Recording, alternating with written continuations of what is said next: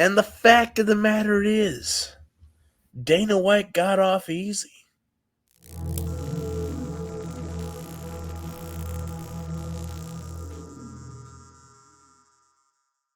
Hello, everybody, and welcome back to Fact of the Matter podcast. Today I'm joined with Goose, and we're going to be talking about many different topics. First, let's start with Rose versus Ribas. Goose, what did you think? Man, it's just really disappointing, honestly. Terrible fight. Well, maybe not terrible, but it was still pretty boring. I didn't even care about scoring the fight. I did initially score it for Rose tentatively. I think some people were scoring it for Amanda Ribas, but Jesus Christ, just looking at the fight, and I had the chance to rewatch it reluctantly. Um, Man, I thought, is this how far Rose has fallen? So obviously, the elephant in the room is Trevor Whitman is not with her anymore, and now her head coach is Pat Barry. I held off on my judgment of that choice for a while. I thought, Pat Barry has done some good things. The kick against Shang Wei Li, that was actually Pat Barry. So I was like, cautiously optimistic. But oh my god, the way she looked in her last two fights, terrible, very disappointing. I thought she would be able to finish Hibas at another point, but now she's going into a close decision with her. I don't know. What did you make of all that? I did not get to watch the fights as NCAA's for wrestling was going on and the championship was there. Go Penn State. But uh, I did see that Rose won a unanimous decision. I saw a lot of people were unhappy with that.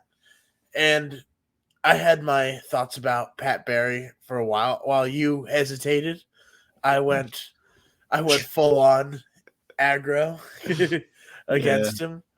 Uh, Pat Barry, he's just a weird guy, I think, and uh, I do think he does do some good definitely things, but I think he's a great assistant coach, and you agreed. you you see in that uh Cookie Monster fight uh that whenever when Whitman was telling Rose that you need to throw, he was telling her, "Yeah, you're good. Keep doing the same thing." Yeah, And you're just sitting there like, well, she's not doing anything. yeah, So, and then you yeah. see, and I watched her last fight before this one. Looking at that one, her output again was minuscule, and she didn't. I think getting rid of Pat Bear was, or getting rid of Trevor Whitman was just a dumb idea. Big mistake. Yeah, and I have a theory actually. Um, I think. Okay, here's my theory. I think I know your theory. Yes. Pat Barry saw how bad Jessica Andrade disfigured Rose's nose on the rematch, right? And said, "Oh my God, please no more." And then she looked at how Carla Esparza did Yan Xiaonan. Like, if you guys remember that fight, Carla Esparza dominated Yan and basically got her in crucifix and just battered her face. Pat Barry most likely saw that and was like, "Oh my god, she's gonna make Rose look even worse." I mean, I'm a big fan of Rose, but come on, we cannot deny the change in her face after Andrade.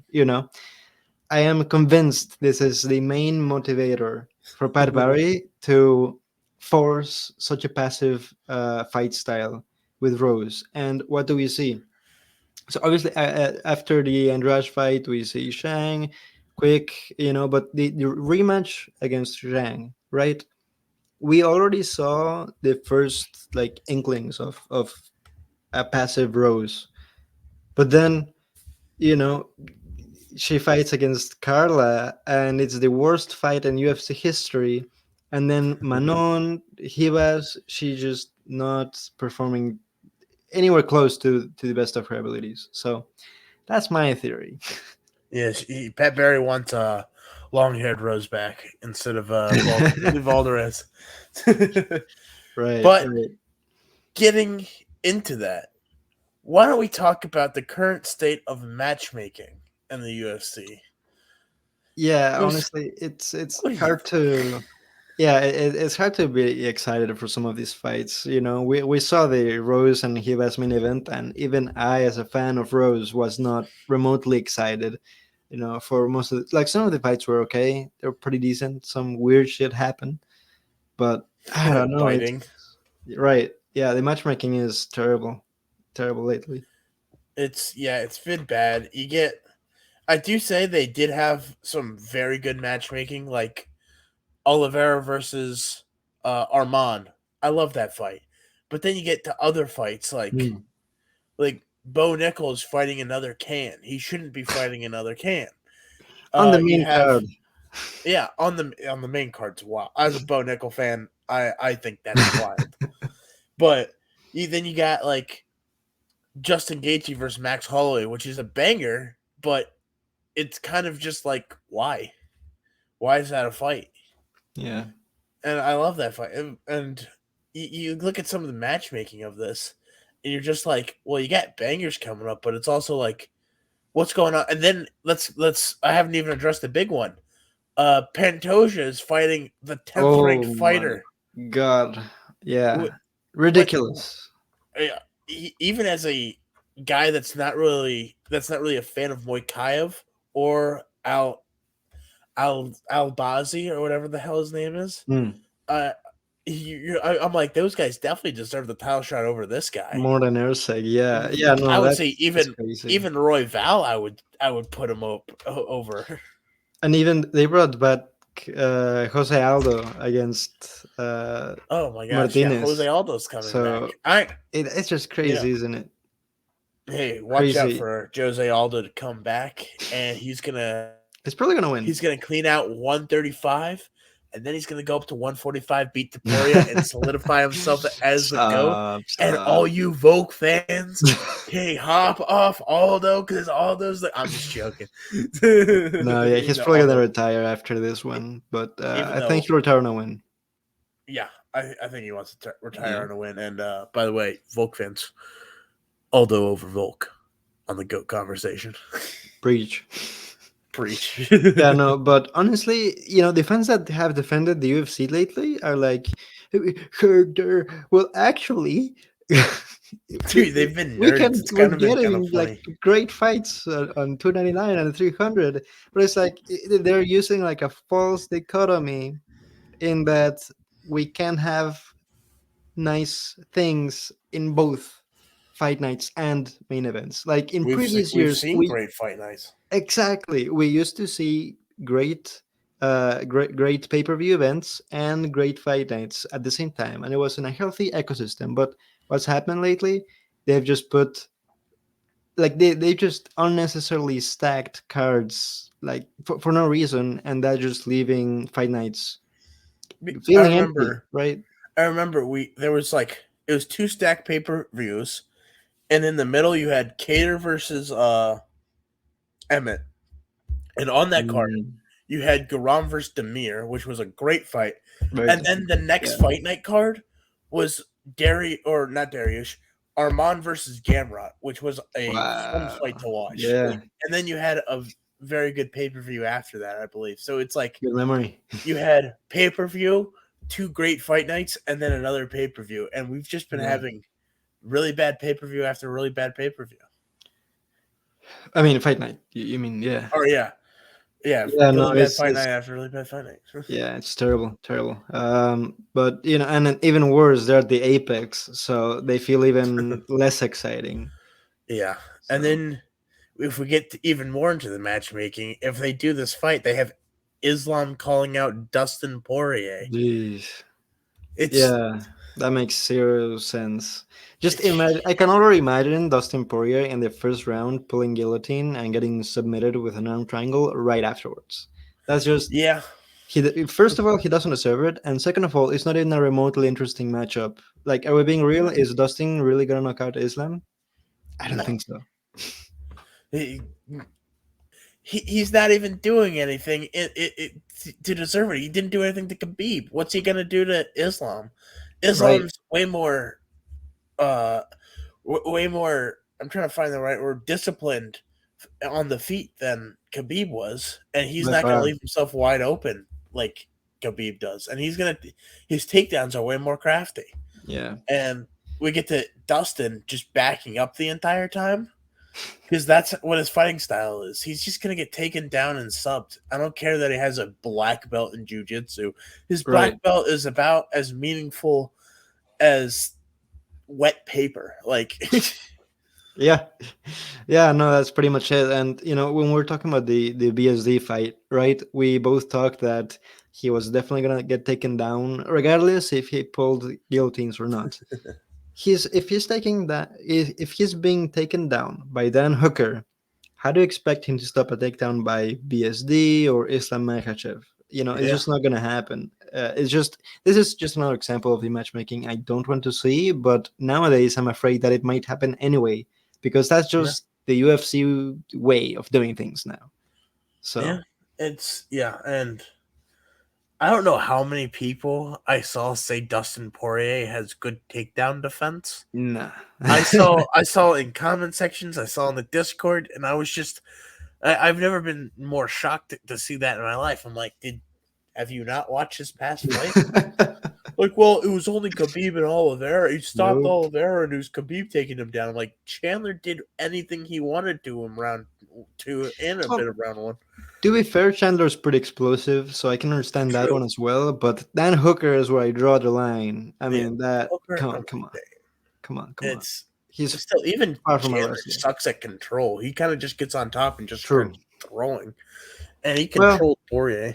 depends on the position, but yeah, Yeah, yeah. No, it's a sad state of like if that fight actually gets signed, I'll be really upset with the UFC. I don't know. I'm yeah, already skipping some of the fight nights just out of yeah, lack of interest. I don't want it to get to a point where I'm starting to skip pay-per-view events. yeah, yeah. So. Then let's talk about Cheeto's excuses. Goose, why Oh don't you yeah, yeah, yeah. tell me? That's a fun one. Yeah, I saw a lot of. Well, obviously, if you don't know about this, Chito Vera actually, uh, he basically came out with the excuse that he accused Sean O'Malley of using grease on his hair in a way. He didn't directly accuse him, but he said his hair was more slippery than a fish out of water and that he couldn't grab him. And then people online with absolutely no ability to contextualize anything were like, well, you never tried to grapple. So he's obviously pulling it out of his ass, right? I went back to look at the fight, and honestly, there were quite a few moments where Chito did try to go for the clinch, like reach out for Sean O'Malley's head, or the back of his head, and Sean O'Malley kept slipping out super easily. It's hard to say if it's due to grease or if it's just because Chito's footwork is that atrocious. That was my initial reaction, at least. But I think there is some merit to it. So, what do you think? Yeah, it's an interesting. Uh, it is interesting. I have not watched the fight. Rewatched, I right? rewatched the fight. I did watch the fight originally, but it is an interesting excuse. And as you're right, people are like, "Oh, there's more to what? There's a deeper meaning." And a lot of people like to, especially in our community, like to see surface level things and are like, "Well, you didn't do this, so what does it matter?" And it's just like, Yeah. well, that's just not what he's saying. You gotta look at what he's saying. He's talking about being able to, which he would do well in the clinch against Sean, but I don't Yeah. think it would have mattered too much. But um, greasing is a bit.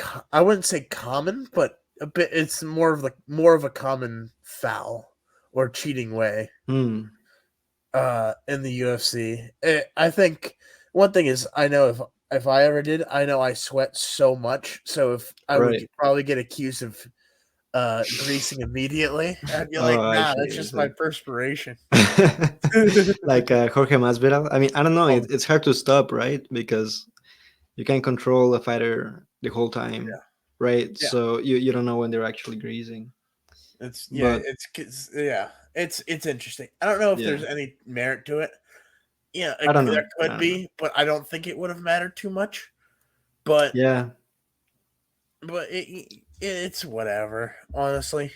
yeah. But to your point about the MMA community, it's like MMA fans really look for any excuse to take things out of context and just to start shit. Start Yeah, to shit on fighters, on other MMA creators. They literally go out of their way to look for things to like scrutinize, and sometimes they don't even make sense while doing so. dude. Yeah, it gets weird. The especially the MMA community when it comes to like what we do, we're always at each other's throats. You see, like MMA Joey and is always attacking everyone. Guru is always attacking everyone. Mm. Uh, and you look at that and you're just like, maybe we shouldn't attack everyone. I would say do more collabs, honestly.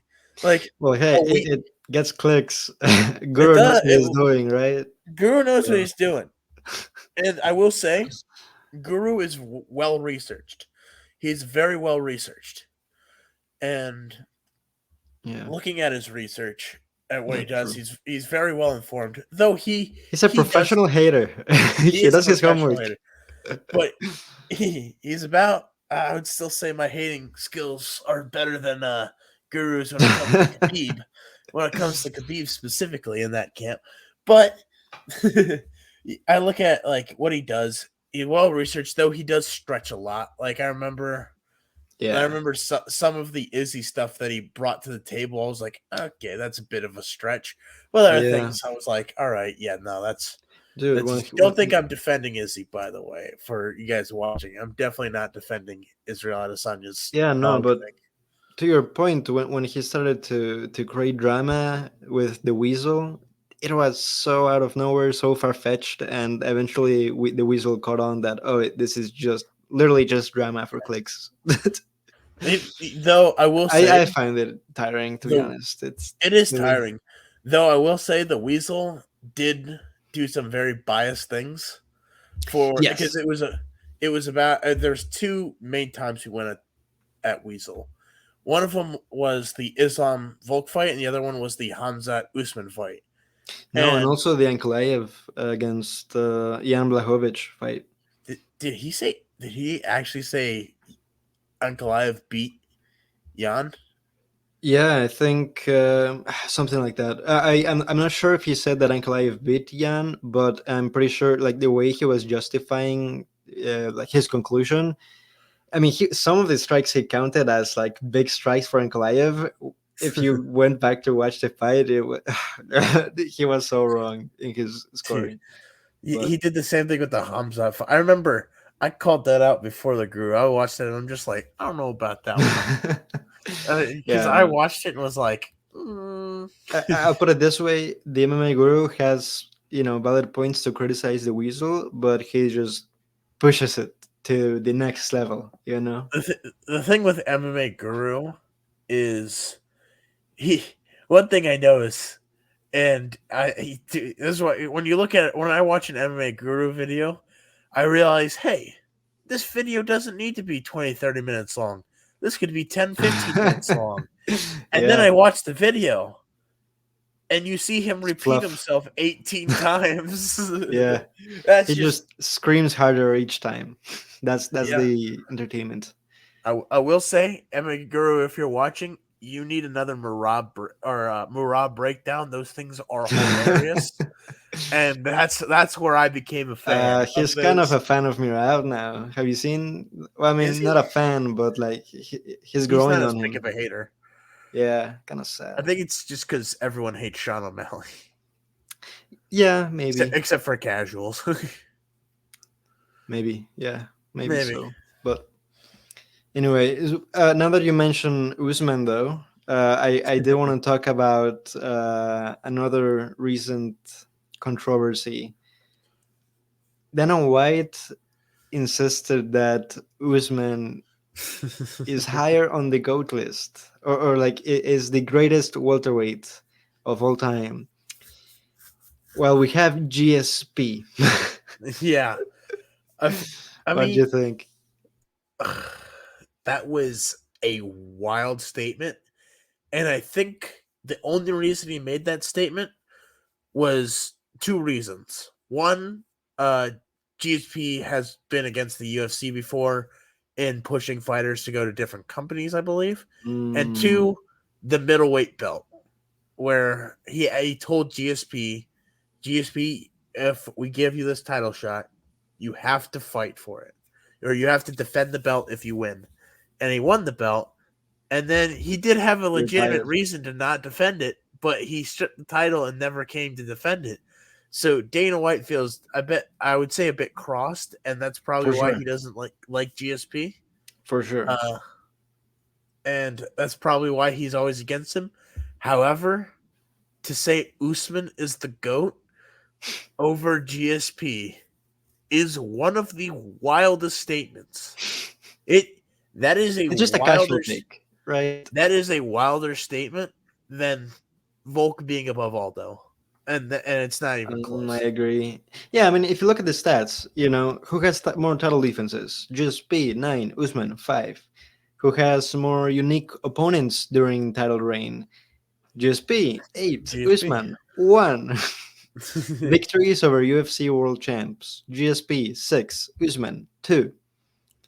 I mean, and GSP had more fights, more rounds, I mean, less strikes absorbed. I mean, like you can look at the stats; they're all very readily available online. There's just no like there's no sound argument to make to say Usman is higher than GSP on the GOAT list. Let's look at GSP's biggest accomplishment, and Weasel stole this from me in his video, but GSP beat 3 generations of fighters. He Mm, beat everyone in the previous generation. Then he beat everyone in his own generation, and then he beat everyone in the next generation. In comparison to what Usman would have beaten, he would have to beat Tyron Woodley. Uh, well, uh, he did. I mean, he I did beat know. the previous. Wait. Tyron Woodley, Wonder Boy. Mm, Even Robbie Lawler, who's on the true. edge. He He technically beat did beat RDA, RDA, but that right? was he I beat think RDA. so. But then he's got to beat everyone in his generation, which is he beat Colby, he beat Burns, he beat Masvidal, Masvidal is technically a bit of both. Yeah, he didn't reserve And, either title shot either. So, yeah, and then he lost to Leon twice, mm. which GSP never lost to the same opponent twice. And then to be able to do what GSP did, he would then have to beat Hamzat, uh, and then Shavkat, and then like all the Ian Gary. Like he has to beat all the fighters of the next generation. That is so hard to do. Yeah, for sure. To be fair, I do think fighters are better now, and that is harder to achieve. But that still doesn't mean that Usman actually. I mean, I have maintained for a while now that Usman's actual title reign is overrated because he fought Colby, beat him twice. Masvidal beat him twice, once on short notice. And I mean, let's be real, Masvidal was never champion material. And then Gilbert Burns once, Beat Burns and once. he has a very big. Well, at the time he was a pretty dumb fighter, and he has a big weakness to jabs, which is, you know, Usman's better. Even in jabs, GSP is better. Even true. in jabs, GSP is better. But all Usman's this the is to mainstay. say that Usman on paper he's better than, like, if you actually look at what he achieved, and he's still the second greatest welterweight. Don't get me wrong. What he did is still impressive, but you just can't compare it to GSP's resume. It's just not. Yeah, GSP beat all time greats. Matt Mm, Hughes, BJ Penn. yeah. Technically beat Well, a couple a asterisks, but couple asterisks, but I mean Usman technically does too. But Don't that's forget the goat, Matt Serra. oh yeah, Matt Serra, the great, the greatest fighter of all time, behind Bilal Muhammad. Gotta say, Bilal's the welterweight goat. What's Dana talking about? This True, GSP true, Usman stuff. true. Goat in the making. Goat in the making. Now, why don't we get into the UFC lawsuit? You know more about this than I do. Why don't you talk about it? Yeah, no, it's depressing. Another just more depressing news to add. But in hindsight, I was like, I should have known. You know, it's fighters we're talking about, right? And that is to say, the environment here is just every fighter for themselves. Of course, they're gonna take just a bit of money, but I did hear the rumor that apparently a lot of their claims were invalid because many of them had agreed to lawsuit waiver, basically, in their contracts. So Mm, they're really that's like, stupid. if That's the something. fact that's a thing is absurd Well, yeah, I'm not as sure far as how for fighters. legal it is. Really, I think you can dispute it, but like in practice, it doesn't automatically give immunity to the UFC. But that should illustrate, like, if you didn't think so before, the UFC is an obvious monopoly. They have set the market, so they just can't lose. They can't lose. That's how it's that's how the lay of the land is. You can't beat them. Simple as that. So, and technically, they could have kept pushing, like the fighters. Yeah. They could have kept pushing for what their actual demands were, but apparently that would have taken like plenty of more years and like restructuring of the lawsuit and so on. And they said, we're We'll just probably take not. 335 million. You know what the worst part of it is? What That 30% or close to goes to the 30% goes lawyers? to the lawyers, Yep. and the rest of it is redistributed for like more than 1,000 fighters. So it's But really still, not that much. I haven't getting done into the that, math, that's but that's like that's like going off the top. Like, let's just say it's what 2,000 fighters. Let's just say that's that's X 330 million. Let's divide that by 30%. Let me pull up my calculator. Uh, that's I'm going off the math. I think that's still around. I'm gonna guess a bit over 100K per fighter. Let me do the math real quick. 335 million. okay, I did the math quick, and I per my estimates, to which I got from journalists. Each fighter would get about 124,000, maybe, which is Yeah, like maybe two more fights or so. yeah. I mean, Well, I just don't know how that's enough, but I mean, if it helps them, I guess. The problem is, doesn't matter if they take triple that amount of money. They failed at what they set out to do, and that was change the structure of the contracts and the way business is made in the UFC. I think we're still missing some details on well, as the like per the recording of this video, the judges have not accepted that settlement yet. So maybe it still doesn't happen. Maybe we see something more, but yeah. I Usually that's have very low hopes yeah. for Usually fighters that's actually winning. Yeah. usually judges don't really get into that, and they'll just stay out of it. But Yeah, that's yeah, the sad I part. know. Speaking of Dana White and fighters going up against the UFC, I have not watched this episode yet, but Demetrius Johnson did a Mm, YouTube video. Have yep. you watched it? I watched a bit of it. Yes. Yeah. I have not watched anything. What can you say about that?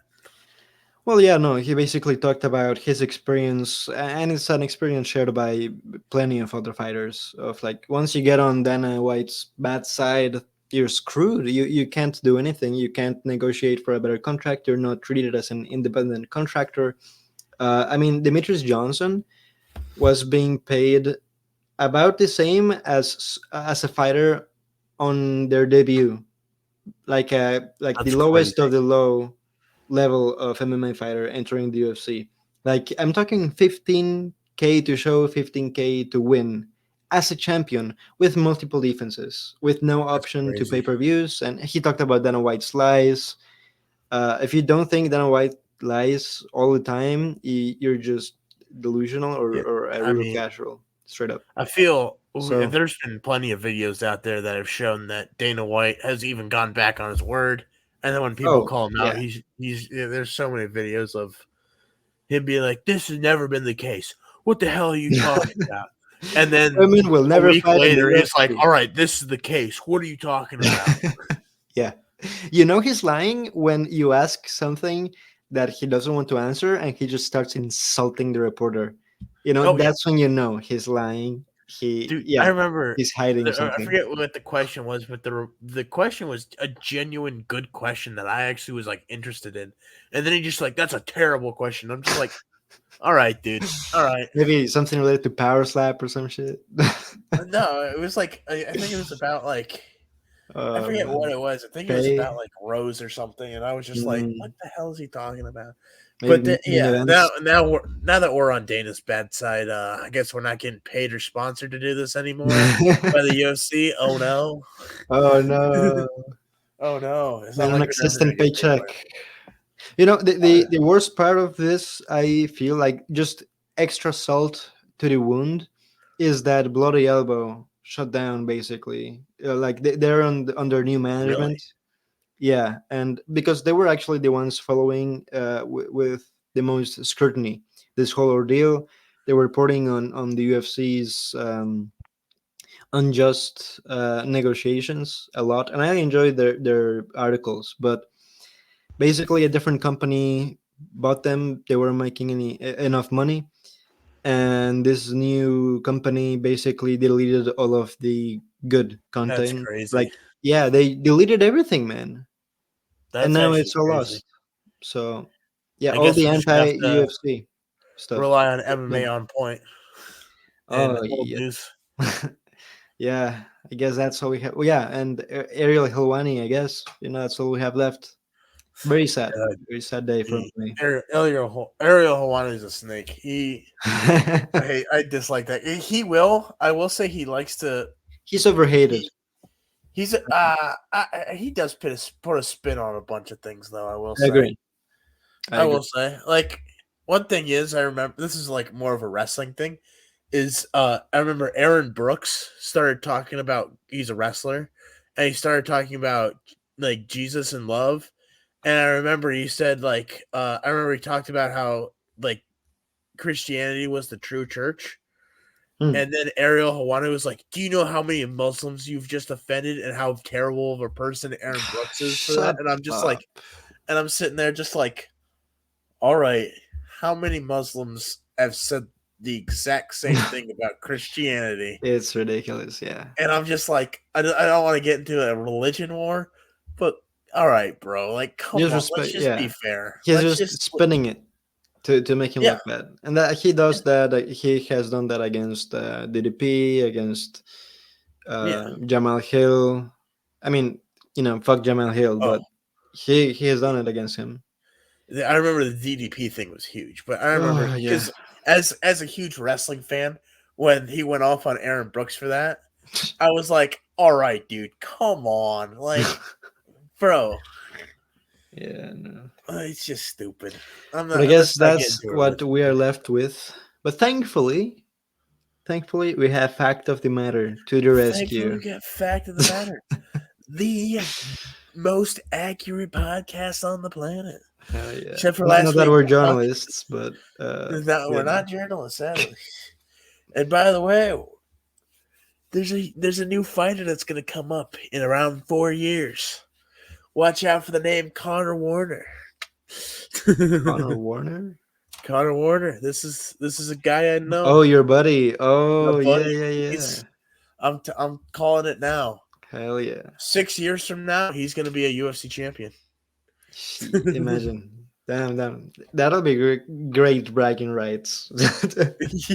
Dude, called it from Call it in 2024. 2024.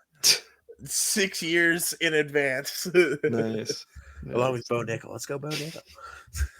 Oh my god. All right. Thank you, everybody, for watching Fact of the Matter. I'm Jackson. That's Goose. And remember to like, share, and subscribe. And we'll see you next time. All right, peace.